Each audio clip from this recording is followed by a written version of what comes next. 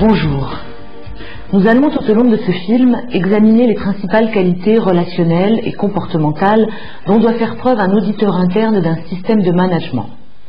Certes, la maîtrise des référentiels et de la méthodologie de l'audit, la connaissance des activités de l'organisme sont nécessaires pour réussir un audit.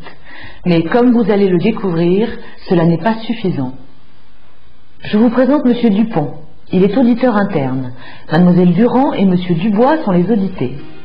Vous allez les observer dans un certain nombre de situations et vous allez facilement comprendre quel doit être le comportement d'un auditeur.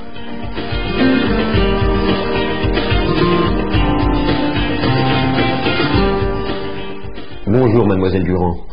Bonjour Monsieur Dubois, je m'appelle Hervé Dupont. Je travaille au service fabrication de notre société comme chef de service et je suis chargé d'auditer votre service. Je vous ai mis au tableau le déroulement de l'audit que je vais rapidement vous rappeler. Cet audit commence bien. L'auditeur présente bien, se présente, rappelle de manière claire et posée les conditions de l'audit. Il est convivial, met à l'aise les audités, précise son rôle et le déroulement de l'audit. Avez-vous des questions à me poser sur le déroulement de l'audit, votre rôle? Oui, justement. Je vous préviens tout de suite que si cela se passe comme la dernière fois, je refuse de participer. Vous venez déranger les gens, nous n'avons pas que cela à faire. Étant donné ma position hiérarchique, au moindre dérapage, je fais arrêter l'audit et j'en informe la direction. J'ai pris connaissance du contenu du rapport de l'audit précédent. Je n'ai pas d'opinion à exprimer et je refuse toute polémique à ce propos. Rassurez-vous, je ne suis là que pour faire progresser notre système de management. Cela en vaut la peine pour l'entreprise. Les enjeux sont importants. Si je suis amené à constater des écarts, je vous les signalerai immédiatement et nous pourrons bien sûr en discuter pour éviter tout malentendu. J'attends beaucoup de votre participation. Faites-moi confiance. Ouh, c'est bon ça. M. Dupont a écouté l'audité, donc parfaitement bien compris ses difficultés et intentions. Il est resté calme, diplomate, mais ferme. Il a manifesté son indépendance et son objectivité par rapport à l'audit précédent et a clairement exprimé sa motivation. Il a également contribué à établir un climat de confiance. C'est bien.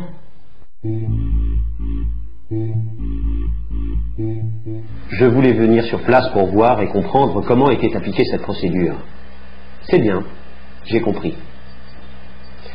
Une dernière question. Du personnel intérimaire peut-il occuper ce poste? Oui. Le personnel intérimaire reçoit-il une formation spécifique au poste?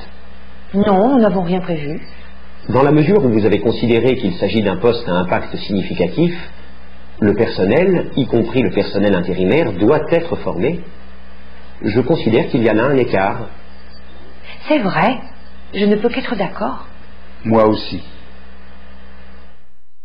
Très bien. M. Dupont ne s'est pas contenté d'à peu près. Il est allé voir sur le terrain pour comprendre. Il est rigoureux. Il a notifié et justifié un écart avec lequel les audités sont d'accord. C'est une attitude rigoureuse et transparente. Enfin, ces questions sont claires, courtes, sans agressivité. Parfait. Monsieur Durand, je suis surpris que votre contremaître ne sache pas m'expliquer le mode opératoire. Il me semble dépassé par les événements. J'ai le même problème dans mon service. Non, vous vous trompez. C'est quelqu'un de timide qui parle peu mais qui maîtrise parfaitement son job. Attention, M. Dupont ne doit pas porter de jugement sur un salarié ou sur une activité. De plus, il doit rester discret. Voilà quelles sont les qualités comportementales que doit posséder un auditeur. L'auditeur doit jouer un rôle positif, constructif. À travers l'audit, il doit lui aussi participer à l'amélioration du système de management audité, et non à la sanction ou au discrédit des personnes qui font vivre le système.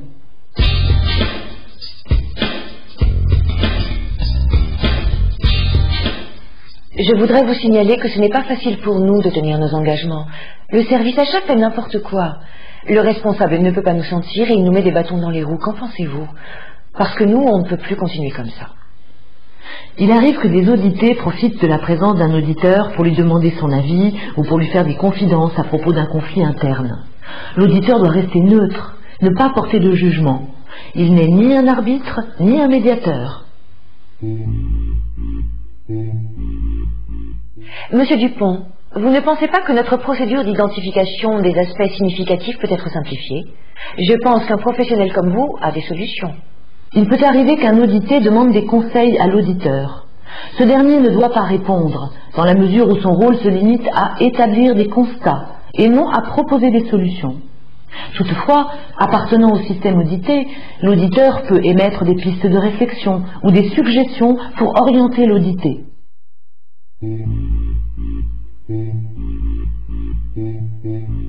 En ce qui concerne notre système documentaire, je ne sais pas si on peut trouver mieux chez nous. Nos procédures, nos instructions, nos enregistrements sont remarquables. D'ailleurs, tous les collègues du groupe les prennent comme modèle.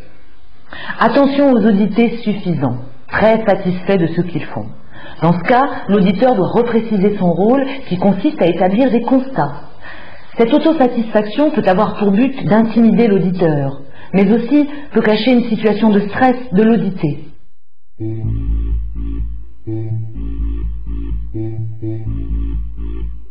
Non, non, tu ne me déranges pas. Ouais, c'était super sympa, les promenades en forêt, les baignades dans les torrents, les feux de camp qui se terminaient tard dans la nuit, je te laisse imaginer. Hein. Attention aux diversions de tous ordres. Appels téléphoniques répétés, visites touristiques d'ateliers, pauses café ou repas qui s'éternisent, discussions sur des sujets sans rapport avec l'audit. L'auditeur doit recadrer l'entretien, de manière courtoise mais ferme. Bonjour monsieur. Monsieur Dubois est occupé. Il m'a demandé de venir répondre à vos questions, mais vous savez, je ne suis pas très au courant de cette activité, parce qu'en fait, je m'occupe de l'entretien des canalisations qui vont vers l'atelier de fabrication. Je vais quand même essayer de vous aider et répondre à vos questions. Le remplaçant du dernier moment qui ne connaît pas le sujet est une situation irritante et déstabilisante. L'auditeur doit faire preuve de courtoisie et de diplomatie, en essayant d'aborder d'autres thèmes en rapport avec l'audit. Non. Je ne suis pas d'accord pour vous montrer le mode opératoire. Personnellement, j'estime que c'est confidentiel. La transparence n'est pas une attitude naturelle. Par des réponses évasives, une mauvaise volonté à expliquer ou à montrer des documents, voire en mentant, un audité peut essayer de camoufler la réalité. L'auditeur doit, dans ce cas, repréciser les objectifs de l'audit. Et si l'audité continue, il met fin à l'entretien et en réfère au demandeur de l'audit.